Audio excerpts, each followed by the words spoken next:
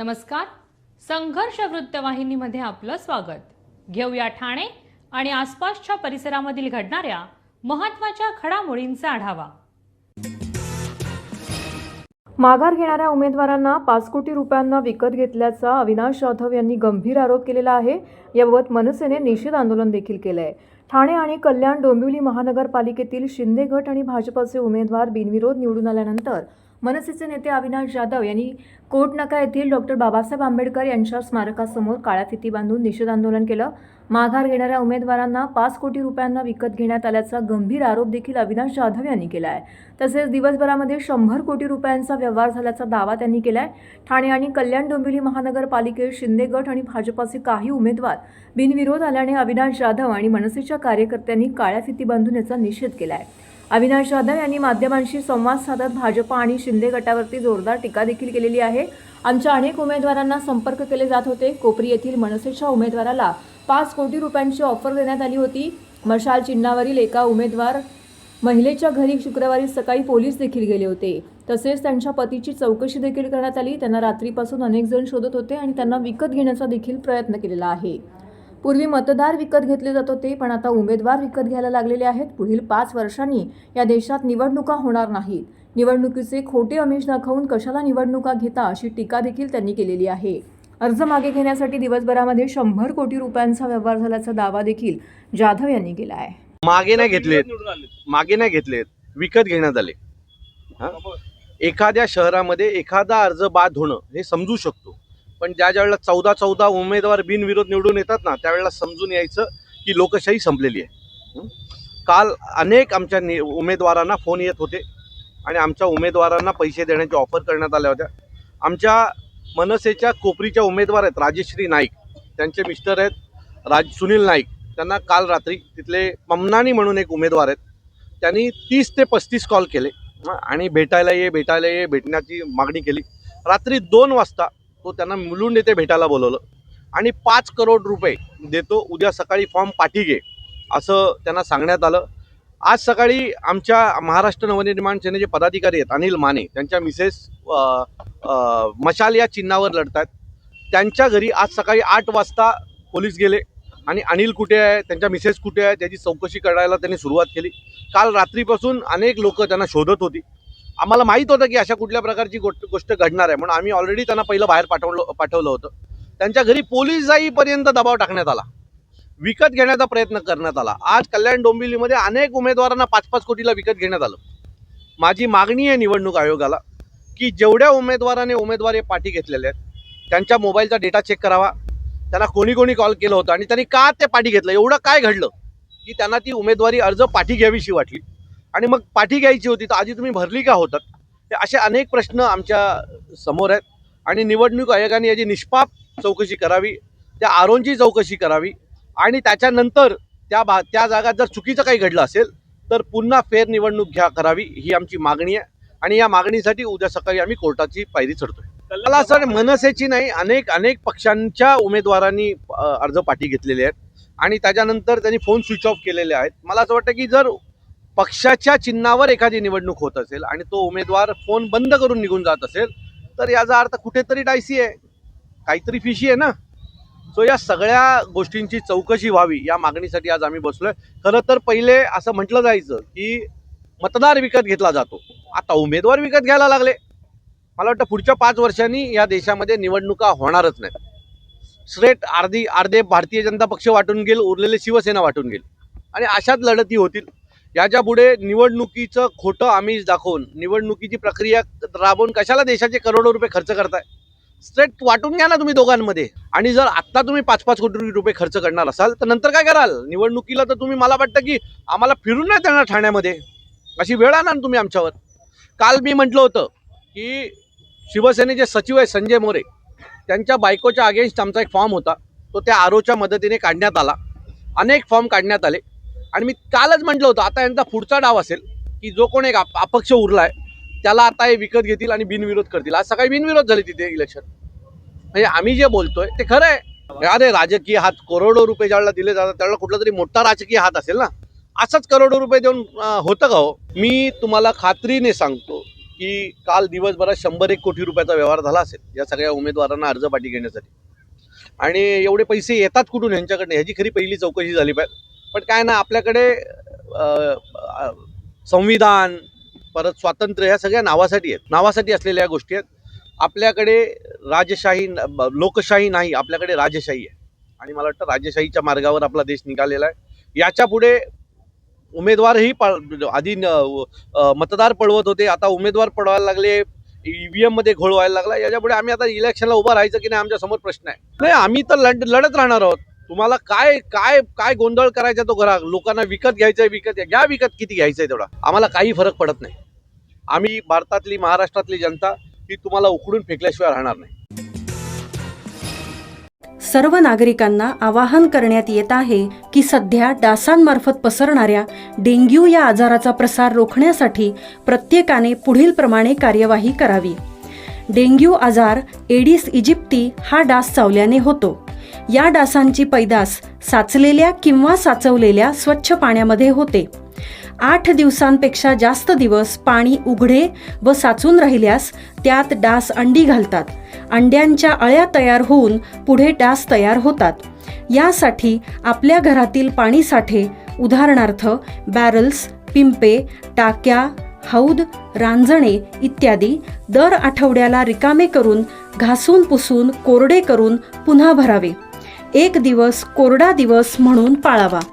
पाणी साठ्यांना घट्ट झाकणे बसवावीत किंवा जुनी साडी, चादर, धोतर यांनी बांधून झाकून ठेवावीत, म्हणजे डास त्यात जाऊन अंडी घालणार नाहीत.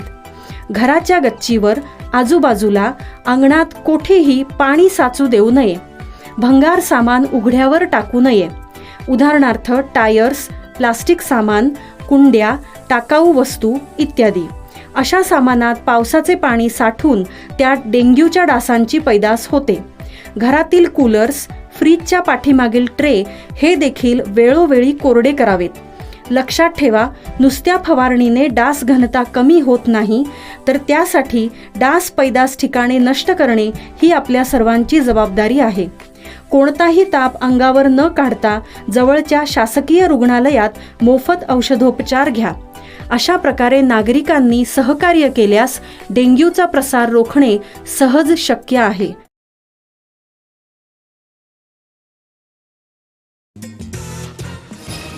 कोकण इतिहास परिषदेचे 15वे अधिवेशन येत्या 7 फेब्रुवारी सकाळी 9 ते सायंकाळी 5:30 वाजेपर्यंत सेंट गोसालो गर्सिया महाविद्यालय वसई जिल्हा पालघर येथे संपन्न होणार आहे. या अधिवेशनाचे अध्यक्षपद मुंबई विद्यापीठाच्या इतिहास विभागातील ज्येष्ठ प्राध्यापक, इतिहास संशोधक डॉक्टर नारायण भोसले भूषवणार आहेत. या परिषदेमध्ये कोकणातील आदिम ते आधुनिक कालखंडातील इतिहासावरती अनेक संशोधक, विचारवंत आपले शोध निबंध सादर करणार आहेत.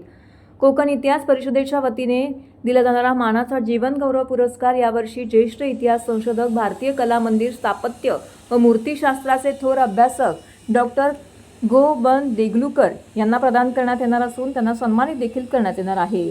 तर 1 जानेवारी 2025 ते 31 डिसेंबर 2025 या वर्षामध्ये प्रसिद्ध झालेल्या कोकणवरील संशोधन ग्रंथाला पुरस्कार देण्यात येणार आहे. शिवाय मागील वर्षाच्या उत्कृष्ट शोध निबंधाला पुरस्कार देण्यात येईल.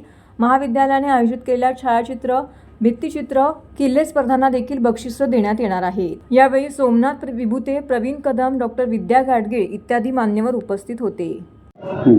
मी सदाशिव पांडुरंग टेटविलकर कोकण इतिहास परिषदेचा अध्यक्ष म्हणून पदावरती आहे. कोकण इतिहास परिषदेची स्थापना 2010 साली झाली. 2 ऑक्टोबर 2010ला. हा परिषद स्थापनेमागचा उद्देश असा आहे की स्थानिक इतिहासाला महत्त्व देणं. आता पण आपण संपूर्ण महाराष्ट्र किंवा देशाचा आपण विचार केला आहे, संपूर्ण देशाबाहेर आपण विचार केला आहे, पण स्थानिक इतिहासावर कोणाला माहिती नसतं. आणि त्यासाठी आम्ही हे केलं आहे. कारण जेव्हा बातमी येते तेव्हा अरे हे तर माझ्या घराजवळ आहे, तर हे जे लोकांचं कुतूहल होतं ते क्षमण्यासाठी आणि विद्यार्थ्यांना प्रोत्साहन देण्यासाठी आम्ही स्थानिक इतिहासावर भर दिला. आणि परिषदा ज्या आहेत आमच्या कोकण इतिहास परिषदा त्या आम्ही जिल्हावाईज घेतलेल्या आहेत, त्या भागातल्या. आणि मग त्यामध्ये आम्ही शाखा पण स्थापन केलेल्या आहेत. तुमच्या कल्याणला आहे, ठाण्याशिवाय रायगड जिल्ह्यात आहे, रत्नागिरीला आहे, सिंधुदुर्गात आहे. गोव्याला आहे. अशा आमच्या शाखा कार्यरत आहेत आणि तिथे परिस्थितीचं कार्य अगदी जोमात चालू आहे. नमस्कार, मी डॉक्टर विद्या प्रभू, कोकण इतिहास परिषदेची सचिव. मला सांगायला अतिशय आनंद होत आहे की 15वे एकदिवसीय राष्ट्रीय अधिवेशन यावर्षी वसईच्या सेंट गॉन्सालो गार्शिया महाविद्यालयामध्ये संपन्न होत आहे. उत्तर कोकणात प्रथमच कोकण इतिहास परिषदेचे अधिवेशन जे आहे ते या महाविद्यालयामध्ये होत आहे. येथे अनेक संशोधक, विचारवंत आपले विचार मांडतील आणि सांगायला अतिशय आनंद होत आहे की जी बी देगलूरकर यांना कोकण इतिहास परिषदेतर्फे दिला जाणारा मानाचा जीवनगौरव पुरस्कार जो आहे तो बहाल करण्यात येईल. परिषदेचे की नोट जे आहे, अध्यक्षपद जे आहे ते आम्ही डॉक्टर नारायण भोसले यांना दिलेलं आहे आणि ते आपलं की नोट भाषण जे आहे ते तिथे सांगतील आणि सर्व विचारवंतांना मार्गदर्शन करतील. नमस्कार, मी प्रवीण कदम, कोकण इतिहास परिषदेचा कार्यकारिणी सदस्य. 2 ऑक्टोबर 2010 साली श्री दाऊद दळवी यांच्या अध्यक्षतेखाली कोकण इतिहास परिषद स्थापन झाली आणि तिचा मुख्य उद्देश हा स्थानिक इतिहास त्याला चालना देण्याचा होता. आणि त्यामुळे आम्ही गेल्या 15 वर्षामध्ये अनेक संशोधनांना आपलं व्यासपीठ दिलेलं आहे. आणि आज तुम्हाला सगळ्यांना सांगण्यासाठी अभिमान वाटतो की 2012 साली ठाण्यामध्ये भंगारामध्ये आपल्याला चित्तराज नावाच्या शिलाहार राजाचा ताम्रपट सापडला होता. ती कोकण इतिहास परिषदेची उपलब्धी होती आणि त्यानंतरसुद्धा अनेक संशोधन असं परिषदेच्या माध्यमातून झालेलं आहे. तसंच आत्ता यावर्षी मी स्वतः पन्हाळे काजी या ठिकाणी एक शिलालेख शोधलेला आहे आणि हा शिलालेख मराठी भाषेमधला आद्य शिलालेख ठरण्याची दाट शक्यता आहे. कारण आत्तापर्यंत सापडलेल्या शिलालेखांपैकी सर्वात प्राचीन शिलालेख हा अलिबागला आहे आणि अलिबागचा शिलालेख हा ज्या काळातील आहे त्याच काळातील हा शिलालेख आता सापडलेला आहे. परंतु अलिबागच्या शिलालेखावरील अक्षरे ही पुसट झाल्यामुळे ती आता अजिबात दिसत नाहीत. त्यामुळे आता नव्याने पन्हाळे काजीला शोधलेल्या या शिलालेखाचं महत्त्व फार मोठं आहे. आणि आजच्या या परिषदेच्या निमित्ताने मी जाहीर करू इच्छितो की या शिलालेखाचं वाचनसुद्धा झालेलं आहे.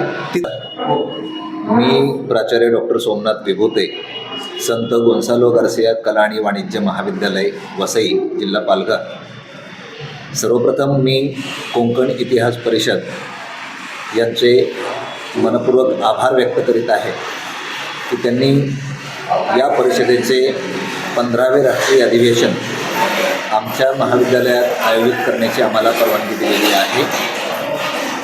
वसई हे असं ठिकाण आहे की ज्या ठिकाणी सागरी, नागरी आणि डोंगरी प्रदेश, भौगोलिक प्रदेश आपल्याला आढळून येतो.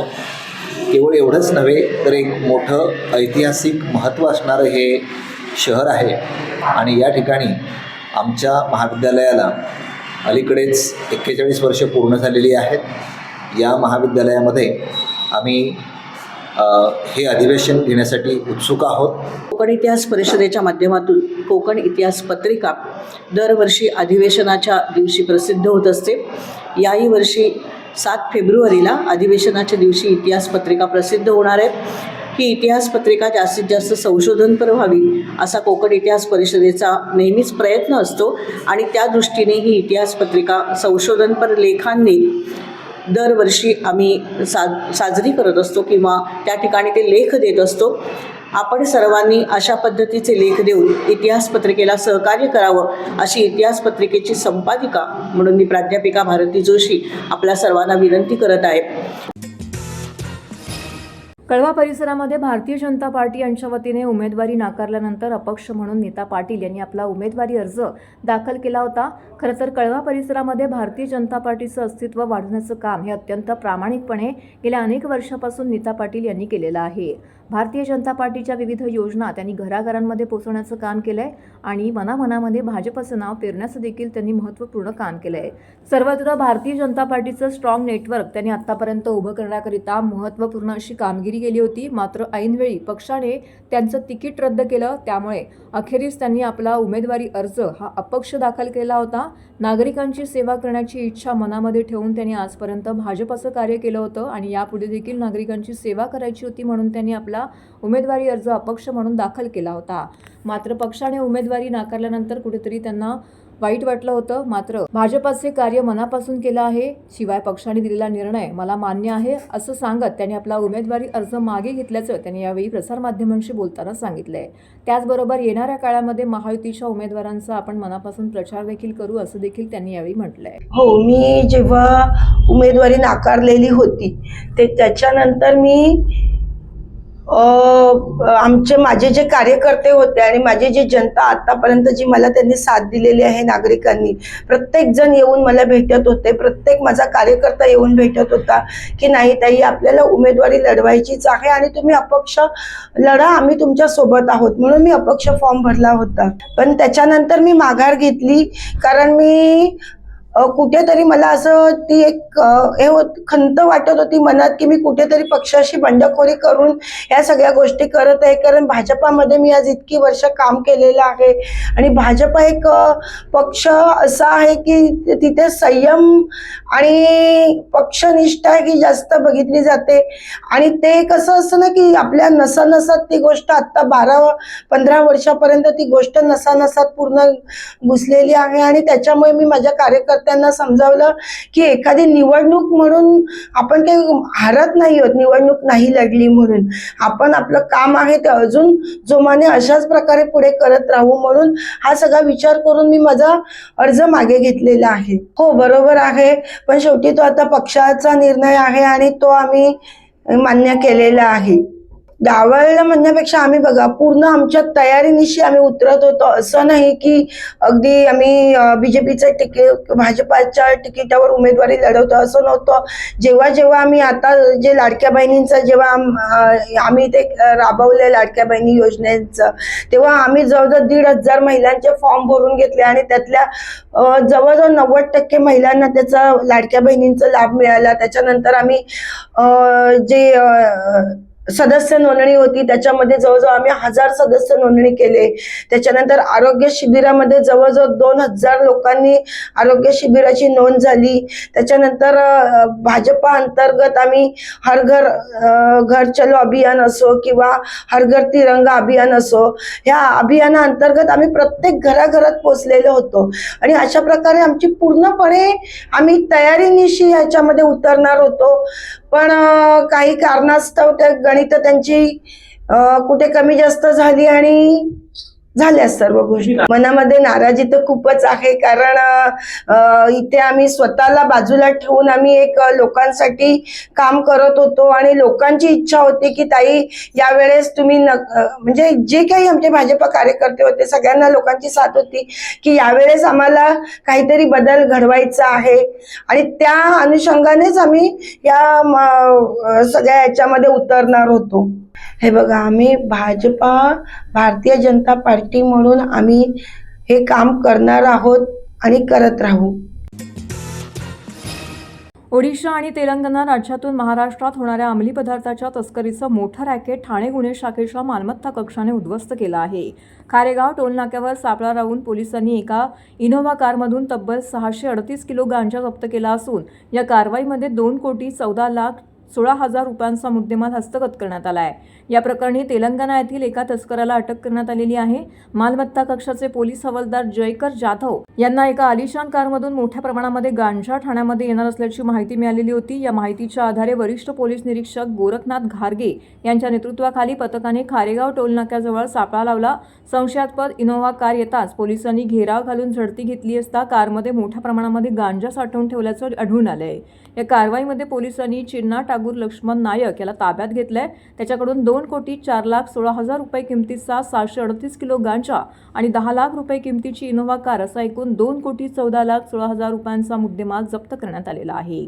न्यायालयाने आरोपीला 3 जानेवारी 2026 पर्यंत पोलीस कोठडी सुनावली आहे. तर तस्करी ओडिशातून कोणासाठी केली जात होती आणि याचे धागेदरे कुठपर्यंत पोहोचले आहे त्याचा तपास सध्या मालमत्ता कक्ष करत आहे. मालमत्ता कक्ष गुन्हे शाखा येथील पोलीस हवालदार जयकर जाधव यांना माहिती मिळाली होती की ओडिशा आणि तेलंगणा येथून काही इसम ठाण्यामध्ये गांजा विक्री करण्यासाठी गांजा घेऊन येणार आहेत. त्या अनुषंगाने मालमत्ता कक्ष गुन्हे शाखा यांचे पोलीस निरीक्षक गोरखनाथ घारगे, PSI संजय भिसे, PSI शीतल पाटील आणि त्यांच्या टीमने ACP विनय घोरपडे यांच्या पर्यवेक्षणामध्ये सापळा कारवाई आयोजित केली. त्या अनुषंगानं आरोपी चिन्ना टागोर लक्ष्मण नायक राहणार मेहबूबनगर तेलंगणा यास इनोवा गाडीसह ताब्यात घेण्यात आलं. त्याच्याकडून एकूण 638 किलो वजनाचा गांजा हा अंमली पदार्थ जप्त करण्यात आला. त्याचबरोबर त्याच्यासोबत इनोवा गाडी याची किंमत अंदाजे 2,14 लाख रुपये इतकी आहे. आरोपीस अटक करून त्याचा पोलीस कस्टडी रिमांड हा 3 जानेवारीपर्यंत मिळालेला आहे. सदर सापळा कारवाईच्या दरम्यान या आरोपीला अजून कोणी मदत केली आहे का किंवा त्याच्या गाडीच्या पाठीमागे किंवा पुढे अजून कोणतं वाहन किंवा गाडी किंवा इसम होते का या अनुषंगानं तपासामध्ये अधिक तपास आम्ही करत आहोत. त्याचबरोबर सदरचा माल हा ओडिशा आणि तेलंगणा या ठिकाणाहून आलेला आहे. त्या अनुषंगानं देखील मालमत्ता कक्षाचं पथक अधिक तपास करत आहे. त्याबद्दल सुद्धा अधिक आम्ही प्राथमिक चौकशी केली आहे. त्याची नावं देखील काही निष्पन्न झालेली आहेत. त्याची खात्री करून त्या अनुषंगानं पुढील कायदेशीर कारवाई करणार आहोत. आरोपीचा पूर्व इतिहास आम्ही तपासत आहोत. त्याच्यामध्ये काही तेलंगणा, आंध्र प्रदेश या ठिकाणी काही गुन्हे दाखल आहेत तर त्या अनुषंगाने देखील आम्ही माहिती घेतो. 3 जानेवारीपर्यंत पोलीस कोठडी आहे. शेठ NT Kelkar college of commerce आणि शेठ JTT कॉलेज ऑफ आर्ट्स यांच्या वतीने वाणिज्य व व्यवस्थापन प्रयोगशाळेचं उद्घाटन उत्साहात पार पडलंय. हा उपक्रम महाविद्यालयाच्या वाणिज्य विभाग आणि व्यवस्थापन अध्ययन विभाग यांच्या संयुक्त विद्यमाने आयोजित करण्यात आला होता.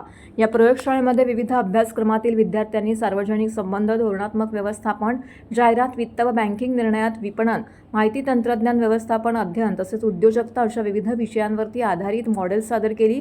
सुमारे 250हून अधिक विद्यार्थ्यांनी सहभाग घेत तब्बल 60 पेक्षा अधिक नाविन्यपूर्ण मॉडेल्सची मांडणी केली आहे.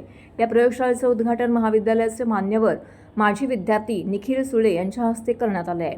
यावेळी प्राचार्य डॉक्टर दिलीप पाटील, उपप्राचार्य डॉक्टर मानुषी बागची, वाणिज्य विभाग प्रमुख पल्लवी शहा, SFC समन्वयक डॉक्टर योगेश्वरी पाटील उपस्थित होत्या. सादर करण्यात आलेल्या मॉडेल्सचं परीक्षण महाविद्यालयाच्या IQC समन्वयक डॉक्टर हिमांशी मनसुखानी आणि प्रमुख पाहुणे निखिल सुले यांनी केलं आहे. या उपक्रमामुळे विद्यार्थ्यांना संकल्पनात्मक ज्ञानासोबतच प्रत्यक्ष उपयोगाधारित शिक्षणाचा अनुभव मिळाल्याचं मत मान्यवरांनी व्यक्त केलं आहे.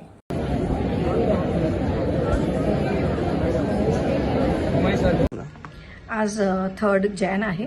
3 जानेवारी 2026 रोजी आम्ही NKT महाविद्यालयात मॅनेजमेंट आणि कॉमर्स लॅब ह्याचं इनॉग्रेशन ठेवलेलं होतं. आमचाच एल्युमनाय आणि एक स्टुडंट निखिल सुळे जो आज एक मोठा एंटरप्रिनियर ठाणे सिटीमध्ये आहे त्याला बोलवण्यात आलं होतं. आणि ह्याच्यात आम्ही काय ठेवलं आहे तर खूप मोठं एक्झिबिशन होतं. मला वाटतं 400-450 विद्यार्थ्यांनी याच्यात छान प्रतिसाद दिला. त्यांनी मॉडेल्स बनवलेले होते वेगवेगळे प्रकारचे, ॲडव्हर्टायझिंग मॉडेल्स असेल, बिझनेस मॉडेल्स असतील, त्यांना जे कन्सेप्ट शिकवले जातात, थिअरीज शिकवली जातात त्याचे बनवलेले मॉडेल्स. ह्याच्याच बरोबर म्हणजे basically we are trying to promote creativity.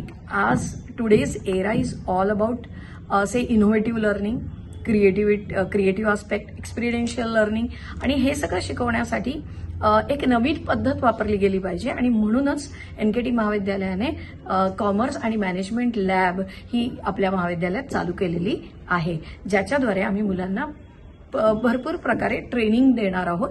उद्या त्यांना सेल्समध्ये जायचं असेल किंवा त्यांना इन्शुरन्समध्ये, स्टॉकमध्ये करिअर करायचं असेल, बिझनेस करायचं असेल तर ह्या सगळ्यासाठी एक प्लॅटफॉर्म असला पाहिजे आणि तो प्लॅटफॉर्म क्रिएट करण्याचं काम आम्ही ह्या लॅबच्याद्वारे करत आहोत.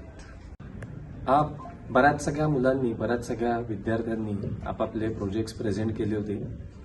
खूप आयडियाज होत्या. थिअरॉटिकल नॉलेज भरपूर आहे मुलांना.